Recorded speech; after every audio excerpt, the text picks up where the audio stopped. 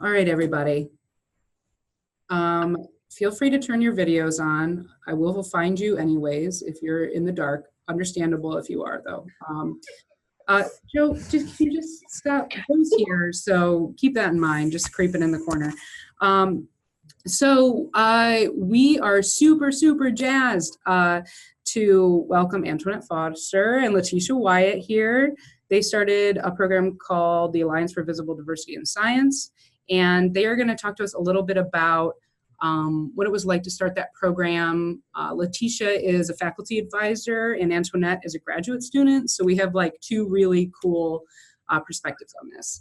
And the way that we're going to do this is you guys are going to keep yourself muted. But if you want to ask a question, you can either type it in the little chat or you can raise your little paw by going down to participants and you have an option to raise your hand. And then I will call on you and you can unmute yourself and ask the question. Sound good? Great. I'm seeing a lot of nodding. Awesome.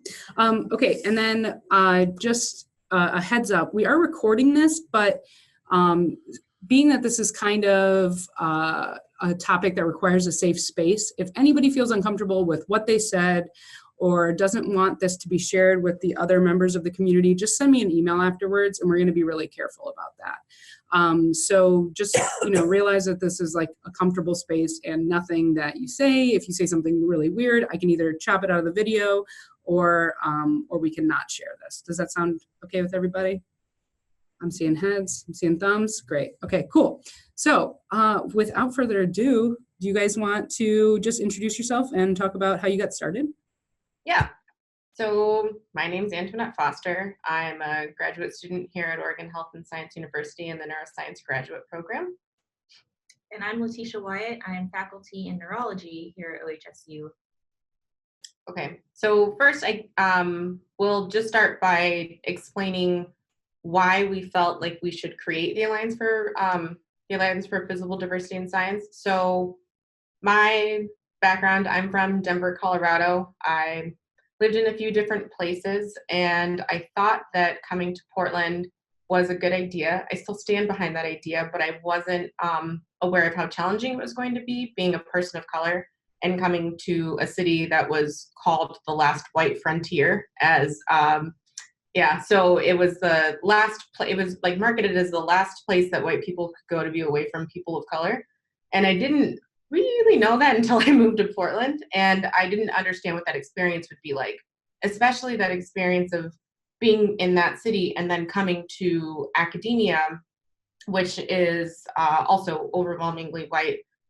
And so I didn't know that I would have a serious loss of connection, of culture, of friends. I left behind my family, and it was pretty challenging when I first got here for those reasons, and then for reasons once I got here, I had people tell me crazy things like I shouldn't ask a question in class because I'm a Black woman and I should be, I need to not make it look like I don't know information because I have to be better to exceed the expectations of other people.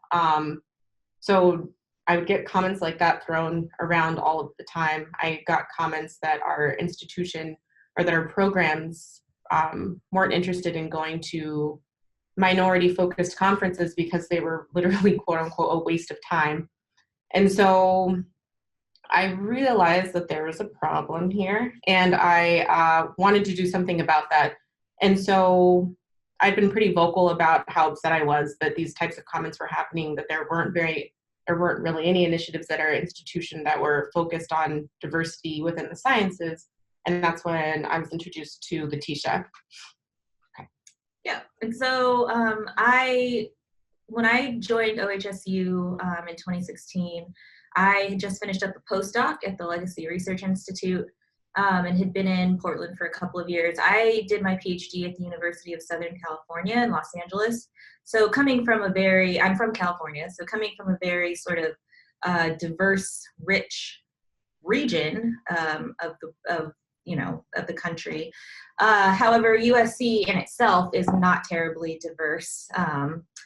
It's a predominantly white institution. It's a private school of a lot of very affluent students. So I did a lot of work while a graduate student at USC for diversity in science in particular, mostly to try and build my own community, being a neuroscience graduate student who felt like the only everywhere I went. So in all of my classes, academic conferences, it was really hard to find a community of people of color that were doing the hard sciences that I could kind of connect with. And so I did some work as a graduate student to try to fill that gap at USC. Then I came up to OHSU for a postdoc and did that for a couple of years, was pretty isolated at the Research Institute because it was affiliated with a hospital and not so much in an academic setting. And I really missed that sort of, having a library and having students and other people to kind of talk with.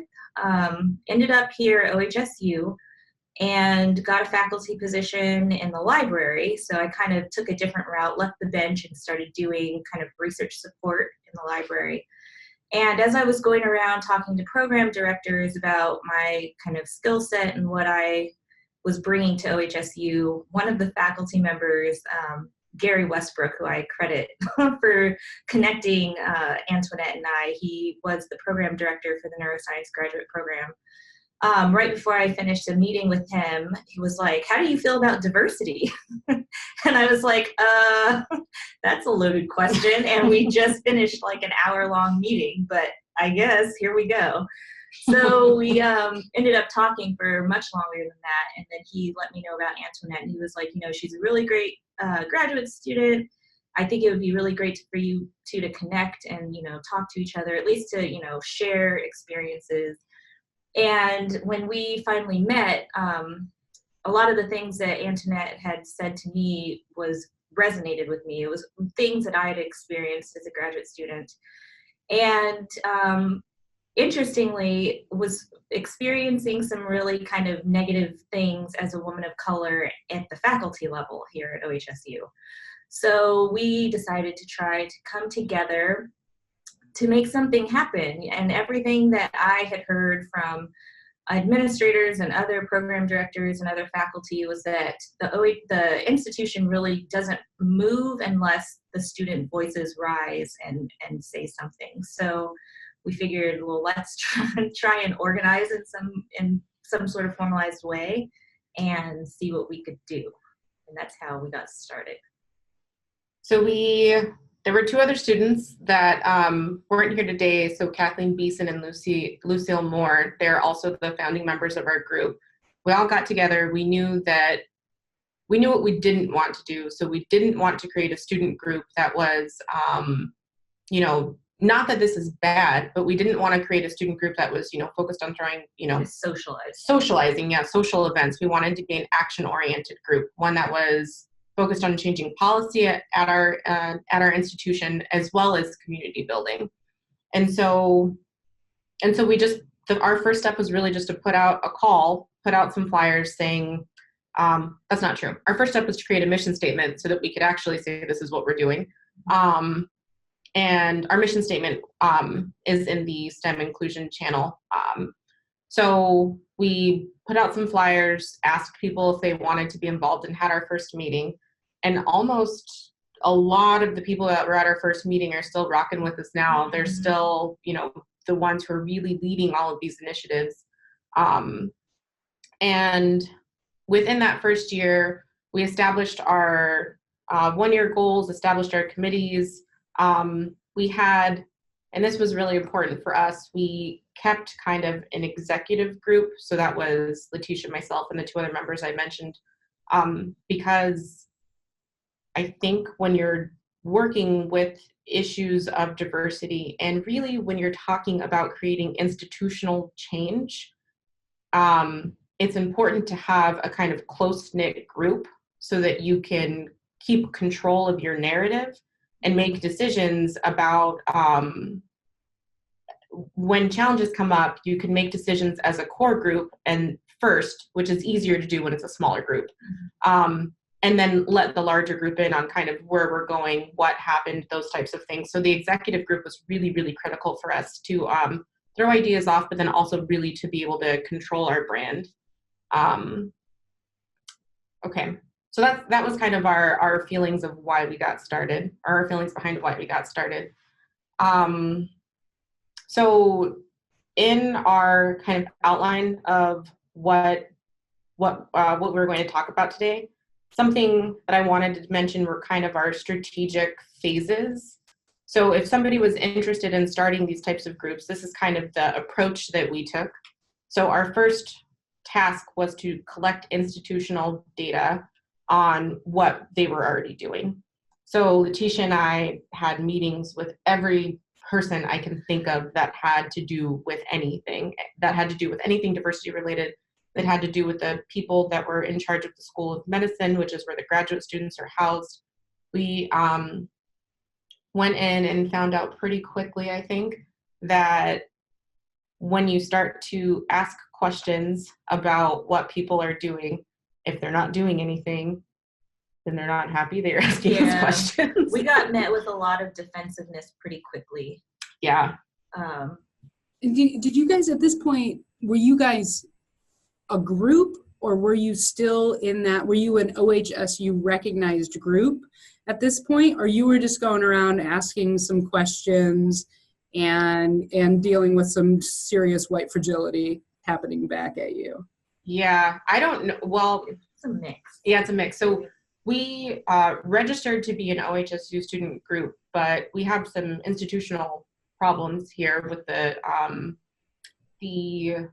group that you register to be a recognized student group with is incredibly disorganized. And I don't know, I would say that I don't know that we started being recognized until we really, really forced ourselves to be in a space.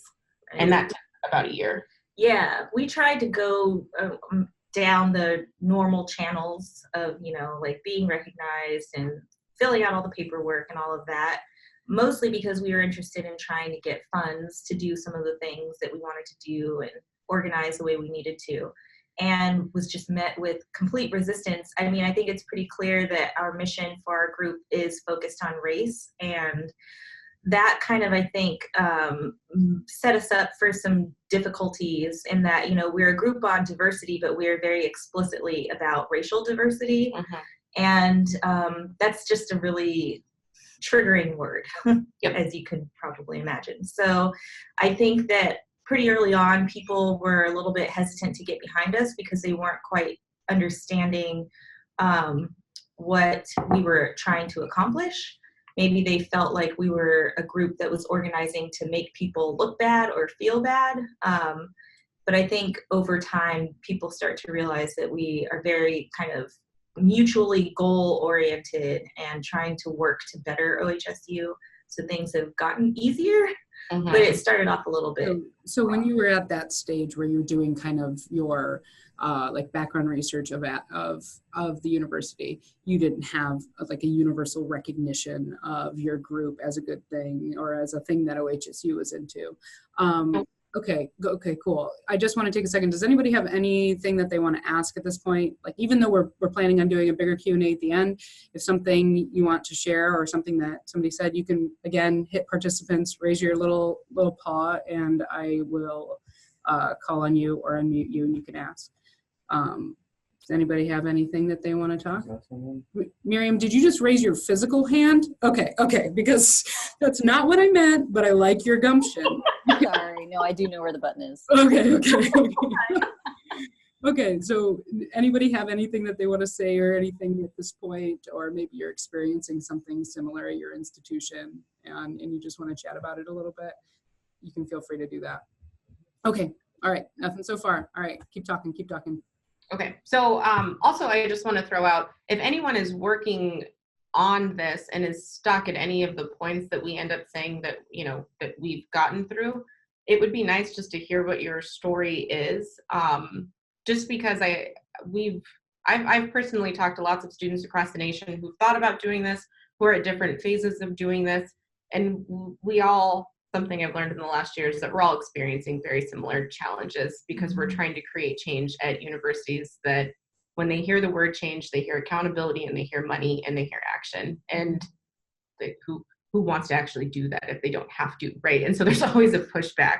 So if you're experiencing that, you're not alone. And so it's cool to share that story. I'd love to hear it. So Letitia. Okay. Cool. So we're collecting institutional data. Something that we learned really quickly was that if you bring up topics on race, people automatically assume that you're calling them racist. And if you say that you haven't done, or if we're asking you what you've done, and essentially what you're saying is that you haven't done a lot, then they also assume that you're racist, and so, or that you're calling them racist. And so I think that that was an additional challenge that we were explicit about our mission statement. We knew we wanted to focus on race, and so we knew that there was going to be this type of backlash. But I don't know that I was expecting it to be so intense at like every level. But we just, I guess the way that we dealt with it was we just stuck with it. Persistence. Yeah, we just persisted. And so it was really important for us to understand what the institution was doing so that we could figure out where to go from there. While we're doing this, we were having those types of social events, because something that's important when you're going to be starting these type of groups is that you need community buy-in. If you have, 7 to 10 people that are interested in it, and that's your core group, that's cool. But when you're talking about doing major institutional change, you really need large communities of people that can stand behind your mission. So we were holding, happy hours to get students and faculty and staff, postdocs to come out, share their stories, share what their vision was for what they thought an inclusive community looked like,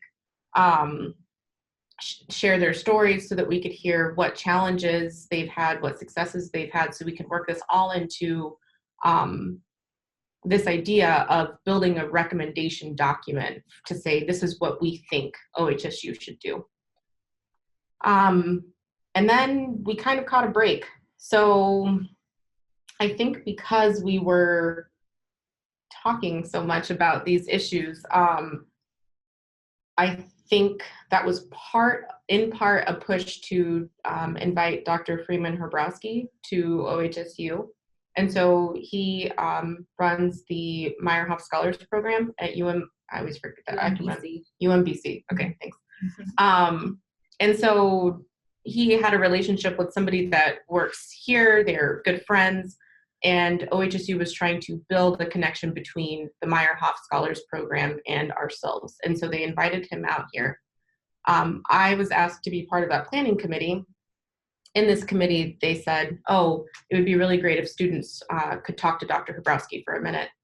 And somebody in the room said, hold up. Yeah, because the thing about Dr. Hrabowski is that he doesn't like his students to go to places that he does not believe that they'll be supported. And so it would be really damaging to bring him to the institution and talk to students who don't feel supported. That doesn't really fit their mission, right? And so somebody said, if you want Dr. Hrabowski to be talking to students, I don't know that you want him talking to these students. And I was like, you're right, you don't. And I said, if you want us to have something positive to talk about, you have to give us something positive to talk about. And so in that moment, they actually asked us for recommendations on what they could do better. And so one of the things that I think we heard a lot when we were going through this is, what do you want? Yeah, what do you want? The catchphrase I always heard was, we're really well-intended people, but we just don't know what to do, which was super frustrating to hear from our end, because if you wanted to figure out what to do, you could. They're scientists. Yeah, we're scientists. We can do this, right? Like this is the thing we do. We have a problem, we solve it. We collect data, we find out what other institutions are doing, and we do it. So it was always really insulting to hear that they couldn't figure out what to do when they needed students to figure it out for them. But, and as an aside, students have been pretty vocal. Like before this group had even been formed, there have been surveys that have been done across the campus for faculty and for students. And students have been very vocal. And so I know the information has been put forth in many different formats and just fallen on deaf ears. So it was also frustrating to hear those things. Mm-hmm. And so for us, we kind of felt like this visit from Dr. Hrabowski was our big chance to be able to be heard. And so we spent a lot of time writing out this recommendation document that's also on the STEM Inclusion channel. And we our tactic for doing this was taking words that OHSU has said about their commitments to diversity, putting that into the document to say, this is what you said. We're not, being antagonistic. This is lifted from documents that you've published. We're using your language. Here's how we want to, or here are our ideas about how we can, bring these inclusive initiatives that you've talked about into fruition.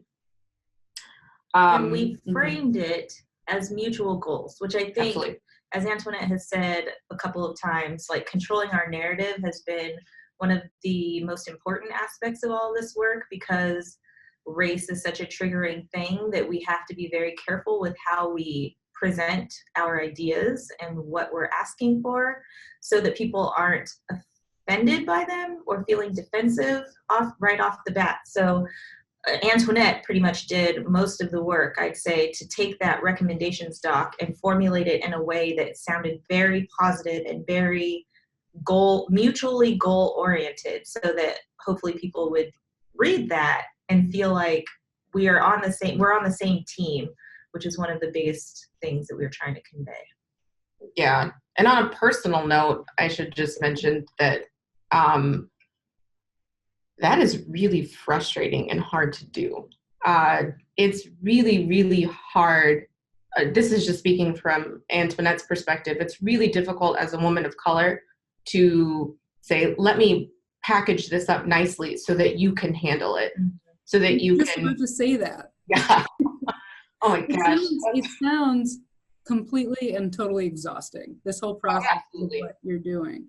And it's something that I've heard from a lot of people of color and friends, is that, it's difficult enough to start some kind of student group on campus, but it sounds like you're constantly still having to deal with the fragility and the defensiveness and why it's so hard for people of color to talk to white people about this space. It makes it's almost, I've heard of it as like another form of bullying, is that you make it so uncomfortable for people of color to talk to you about this space that why would you continue to do that? So, what did you guys do to deal with that exhaustion of constantly hedging, instead of saying, these are goals we want to reach, going back into their documents and saying, here's what you've already said you want to do, and here's this really soft way that we're giving it delicately to you.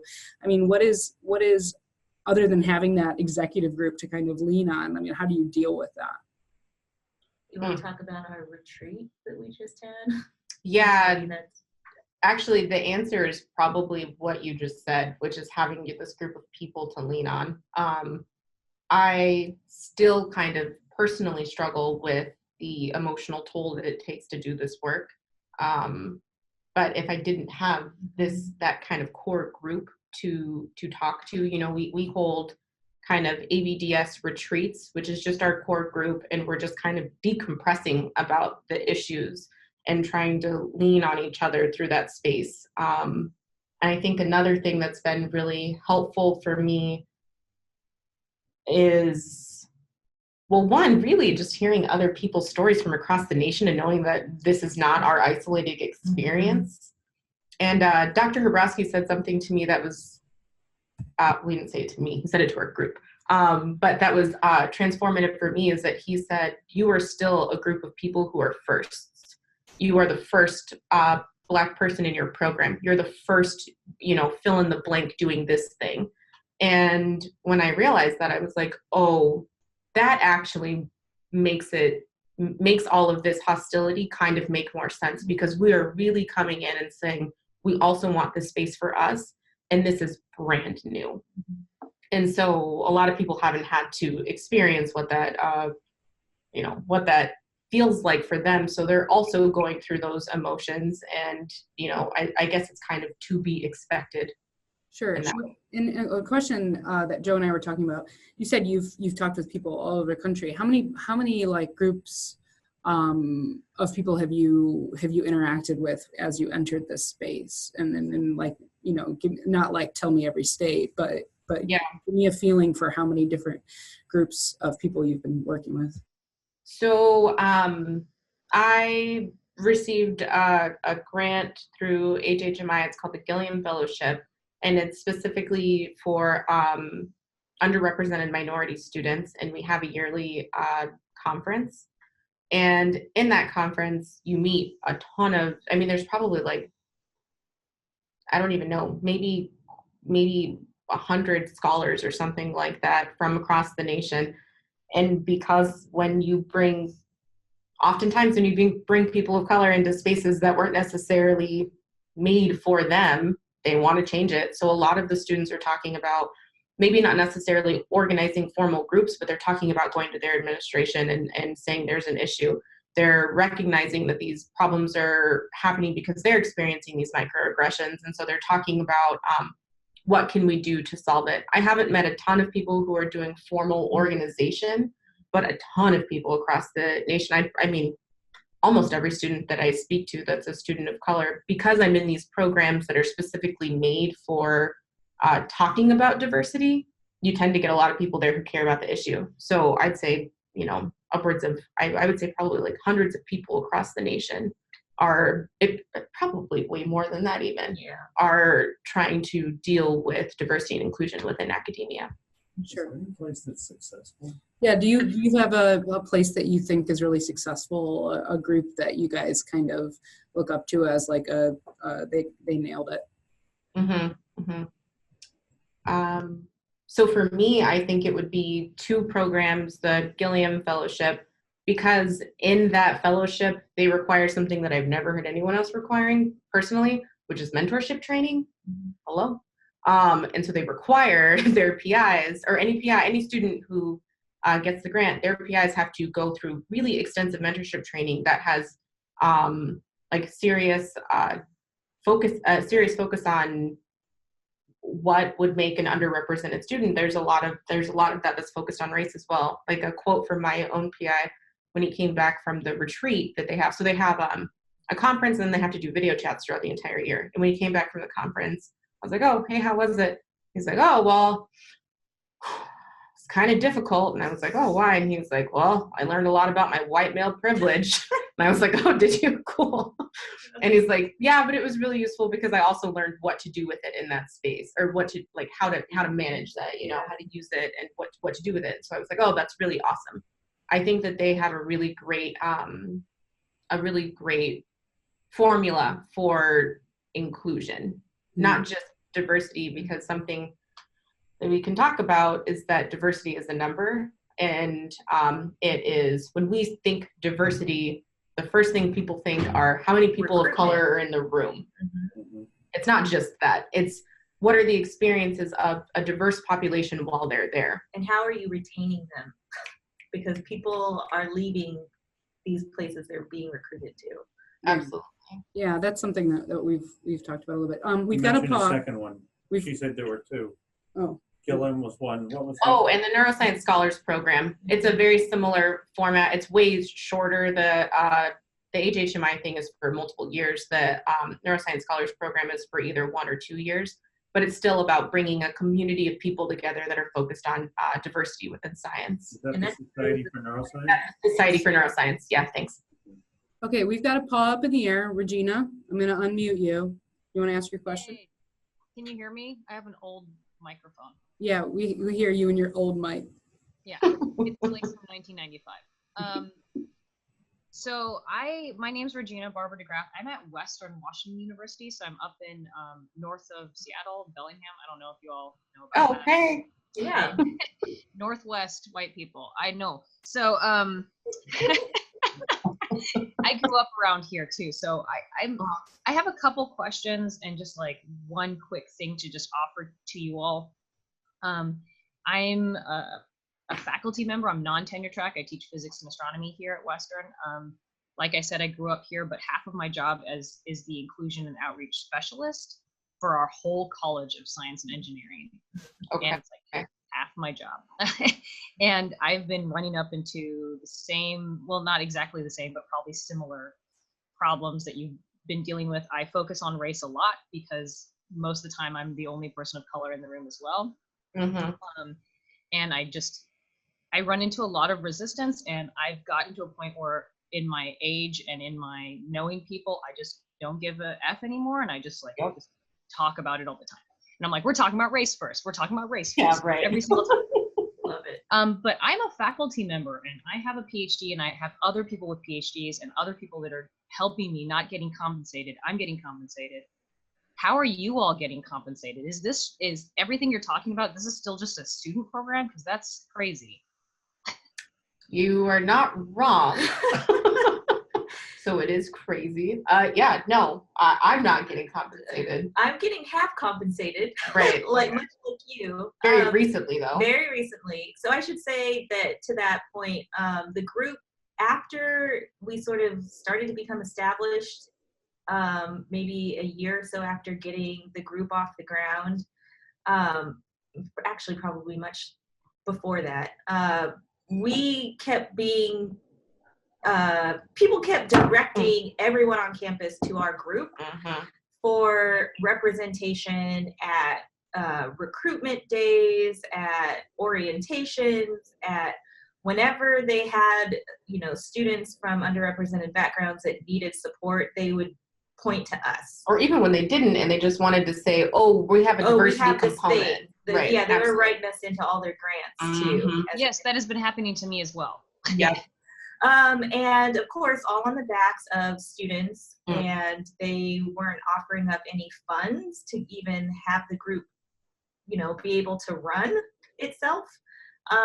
So yeah, I think so much of that has happened and is still happening. Absolutely. Free labor. We were paying for this out of our pockets as well. Yeah. The students were. So not just time, but also like for real money. Exactly. And I would say probably until very recently, and again, pointing to the recommendations doc that the group put together, we didn't have anything that was sort of established, paid, focused energy on this topic. But I think our recommendations doc really kind of pushed for that, and now they're starting to give 0.3, 0.5 FTE to people to do this on top of their other jobs.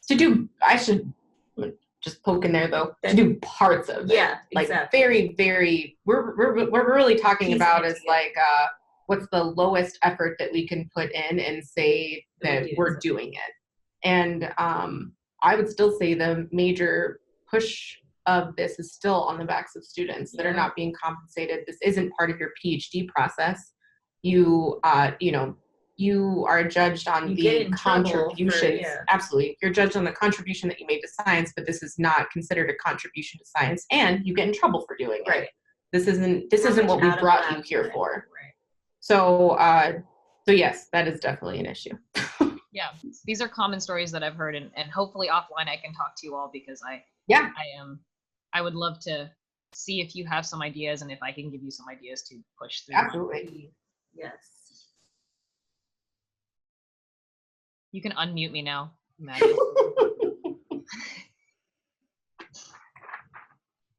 Oh, you have to unmute yourself, Maddie.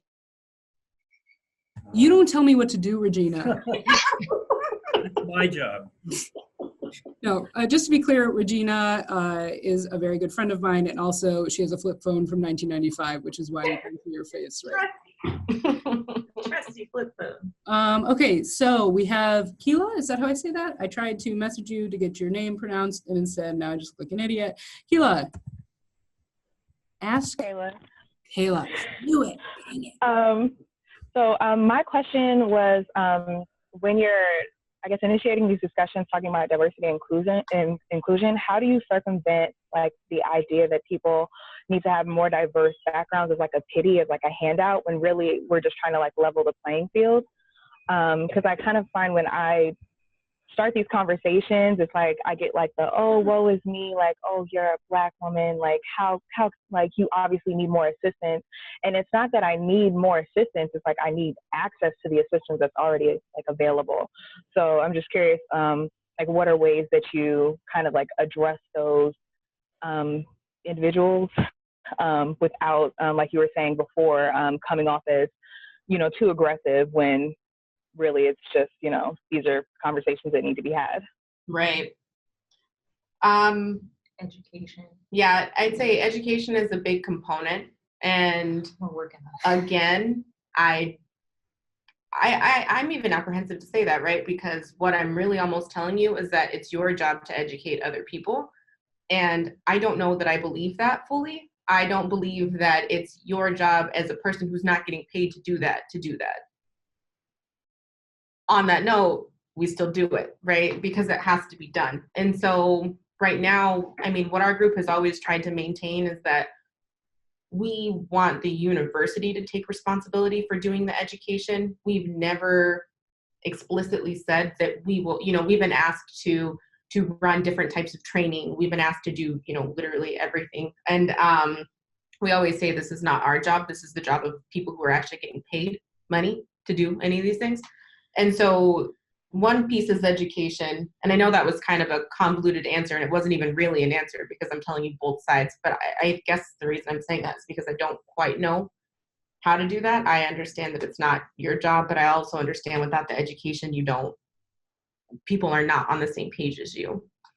So I guess for that, it's a mix of both. And then as far as why diversity is important, I've moved away from the idea of explaining diversity as, diversity is important because we get a mix of different ideas and blah, blah, blah, because that's not really what it is for me. What it is that we're talking about equity. And for that topic, if people feel uncomfortable with me saying it in that way, we just going to roll with it. I don't really know what else to say. Like, it just is that, right? If you want to know why I don't feel like I have the same access to resources. So for instance, if people are like, oh, well, you don't need extra resources because you already get so many. Look at all the grants that you have. They're all focused on like diversity or whatever. You already have so much. Then I'll explain that we started off on different footing, right? We started off with different socioeconomic backgrounds. We started off with different access to resources. And so I just have to explain what the idea of equity is, that equity is really trying to level the playing field, like you said, and having those conversations, even when it's uncomfortable. But I guess I try to have those conversations, but package it in a way that is digestible for people. I try not to come off too hot, because I know if I come off too hot, then people, it shuts down the conversation. But I really try to drive home the equity piece. I'd recommend trying to get, where are you located, if you don't mind saying? Oh, I'm at the University of Cincinnati right now. Cincinnati.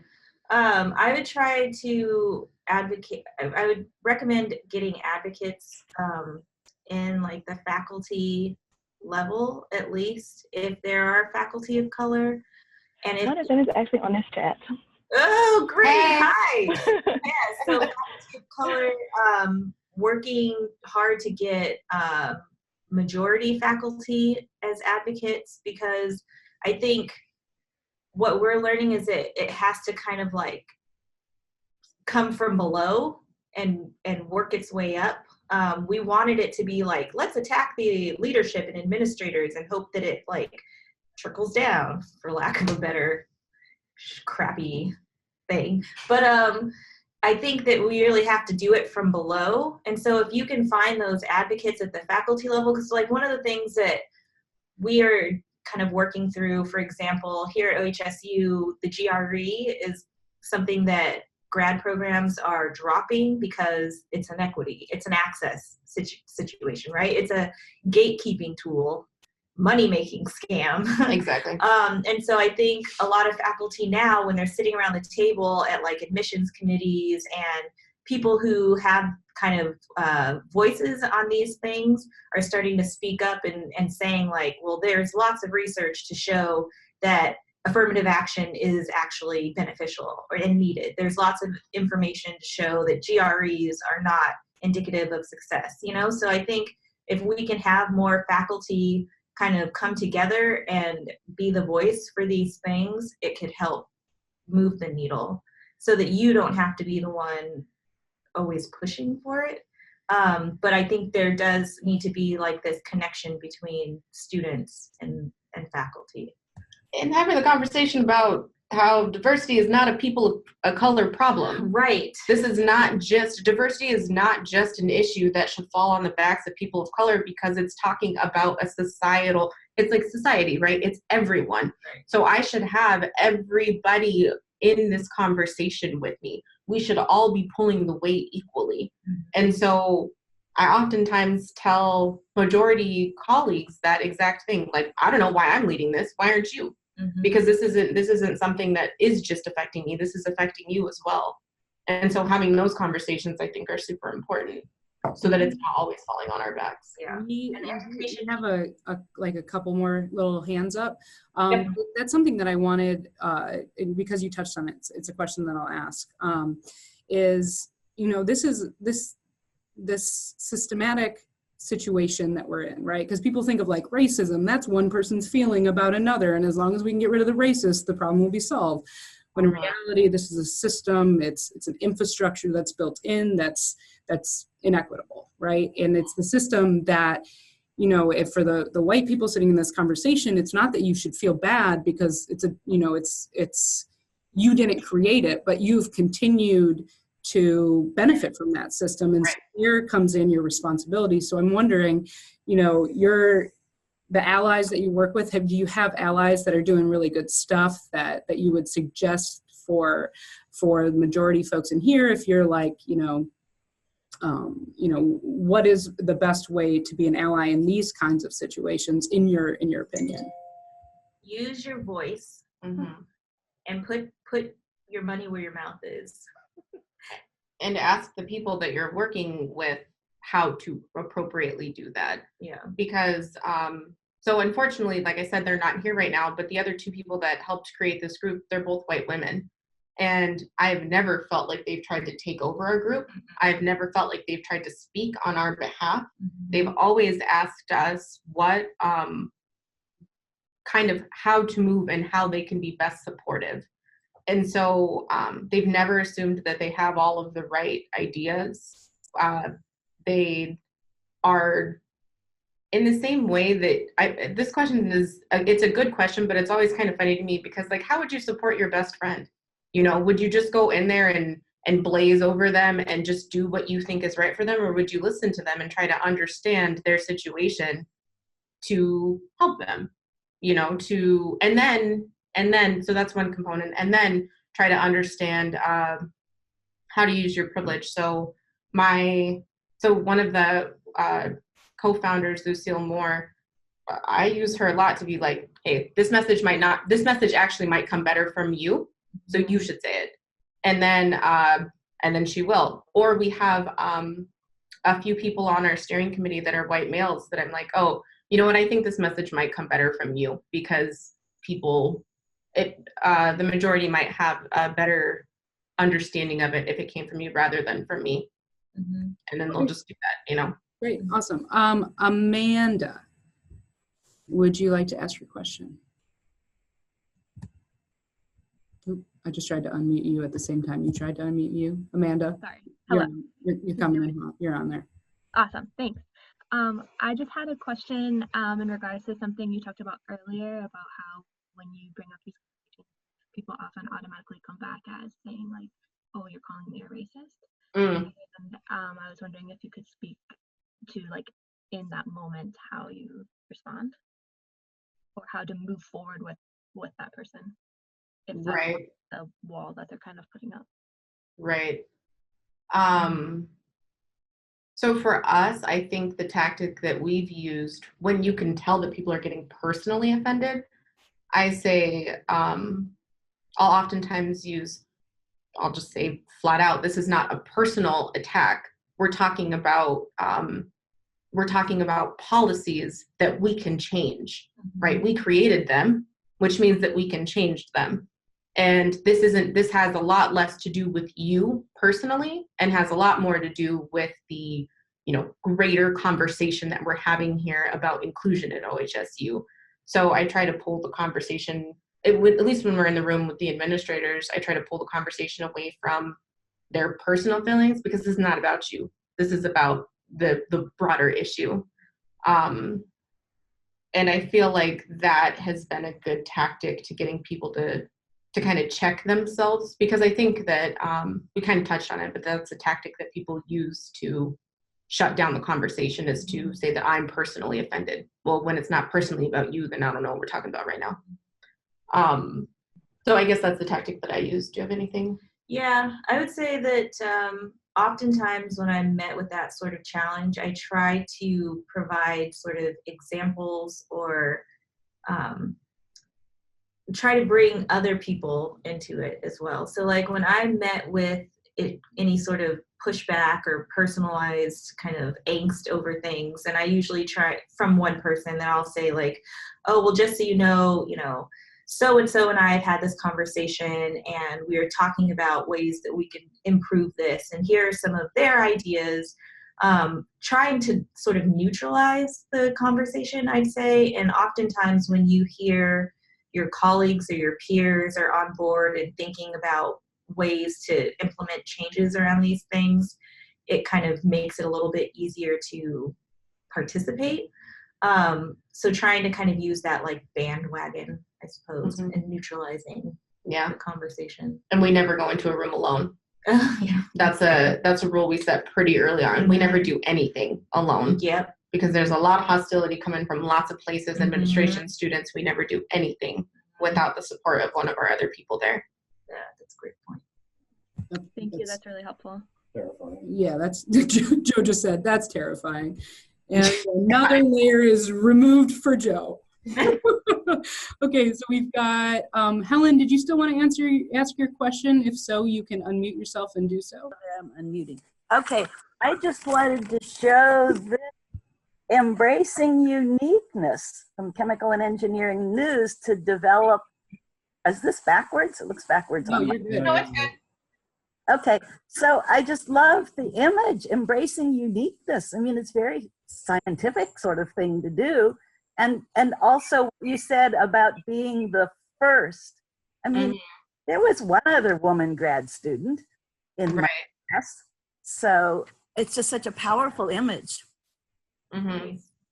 Yeah, thank you. Well, I can share that in the chat. I don't know why that white lady's on that picture, but I can share that in the Inclusion SciComm channel if you send me a link. Oh yeah. Well, I'll have to read the article, but I saved it because it was okay. Okay. Elena, what about you? What do you got to say? Elena, don't you go dark on me now, Elena. I see that paw in the air. I just had to unmute myself. Okay, so not sure how to frame this. So I'm at UC Davis. It's a huge university. I went there for undergrad. Go ahead, sorry. I'm a second-year grad student, so I've been here for like a short period of time, but I've kind of been at that like gathering institutional knowledge stage for like 2 years, and there's so much, but at the same time so little. Like I feel like I have found everything that is going on with diversity and inclusion, but it's like so much smaller than I thought it would be, that I keep being like, oh, there must be something else. And I think I'm at the stage where I'm like, okay, there isn't. And so I've been working mostly at the graduate level because I'm a grad student, and we have a graduate diversity officer for humanities and sciences, and one for, or humanities and social sciences, and one for like STEM and engineering. And that represents like thousands and thousands of people. And so I think they're working really hard, but not really getting very far. And so I've been sort of working at, okay, do I want to like try to do something for like the institution where we're like starting with maybe what I would consider a low hanging fruit, like the GRE, even though it seems like a gargantuan task, it seems like the lowest hanging fruit. Or do I like work closely with my graduate group? We have 99 graduate groups on campus, so like there's a lot.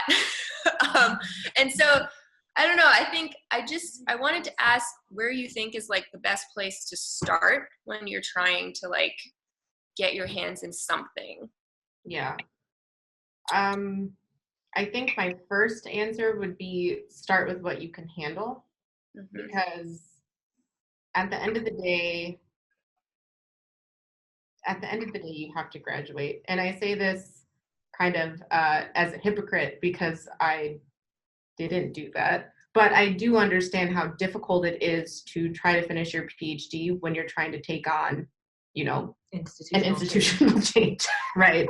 And so if it's just you, well, first of all, I would say it shouldn't just be you. You should definitely have a core group of people at least to try to help you with that. The other thing I would probably do is ask other people, you know, are there students on your campus that are feeling not well represented or not well supported? And if that's the case, what do they think the best ways for them to be supported would be? And so even if you've done that kind of institutional data collection, the personal data collection is also equally important. And I think that can give you an idea of like, okay, you can bring to them, this is what the institution is doing. This is what I know that they're doing. How do you feel about that? Do you think we should be doing more? If so, what does that look like? And maybe these, I think you called them officers, the diversity officers, I think. Yeah. If you feel like they're not making forward progress, you can also ask them what are ways that they feel they could be supported more. And maybe that's the kind of thing that, you know, your group goes after. Like they need administrative assistance, they need more money, they need power, they need something to create those types of changes. Maybe that's what the student voice can be saying. Like we see all of these kind of initiatives, but they're very shallow. And we think that we can do more by supporting people in this way. That would be probably where I'd start second, but first make sure that you can manage it. Yeah. Yeah, I'm involved in the Graduates for Inclusion, Diversity, and Equity, which is a pretty new group as well. And last year they ran a series of workshops aimed at educating incoming allies. And then this year they're doing like a dialogue series where we're trying to discuss some of these issues. So maybe it's like very slowly coming together, and I'm just like trying to get things moving faster. But I think we're probably heading in the right direction. And I do have a community, but I wish that we were a little more like big picture thinking. I think right now we're like really small, and I'm like, let's look at the whole institution, not just like we're talking about mental health this quarter or something, you know. It's like, okay, let's talk about everything all together, and like maybe one of those recommendations documents. There's a lot of initiatives that UC Davis says it's going to try to do, so I think that's a great idea, is like plug into those and be like, here's what you can actually do. Right. So yeah, we put that document on there so that people can kind of thumb through. Those suggestions might not work for every institution. Also, all those suggestions aren't the ones that we think like solve the diversity problem. My understanding is that you guys have completely fixed the situation in Portland. Yeah, that's why we invited you. That's why I'm paying you for this, and you haven't solved the diversity problem. Okay, we have two more. Terry, my friend, I see you. I'm going to unmute you. Go ahead and ask your question, bud. Hi, my name is Terry Kevin. A master's graduate student at Bowling Green State University in Ohio, originally from Kenya. I'm happy to be here and just to be part of this conversation. I'm actually glad that I logged in. So my, it doesn't really look like a question. It looks more of a comment or a concern, is that coming in originally from Kenya, where, you know, most of my people around me were also Black, and, you know, it's my community. I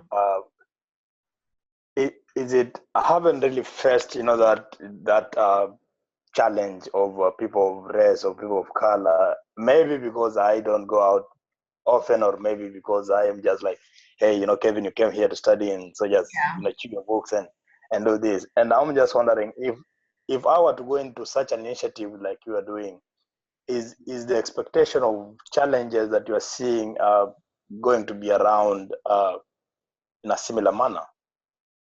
Do you mean it would be, is it challenging because there aren't a lot of people there that look like you to start that type of thing? Is that what your question is? Yeah. I mean, for us it was. I mean, it is and it isn't. So I guess in some ways, starting a group like this, I remember the first meeting that we had, we literally had students coming up to us crying, saying, oh my gosh, thank you for starting something like this, because we've been lacking a community. Because, I mean, lots of people know how it is in graduate school. You're in all of these different silos and people don't talk to each other. And in each silo, diversity is probably pretty terrible. And so you don't have people, right? And so by starting it, I think we've started to build a community just in that way.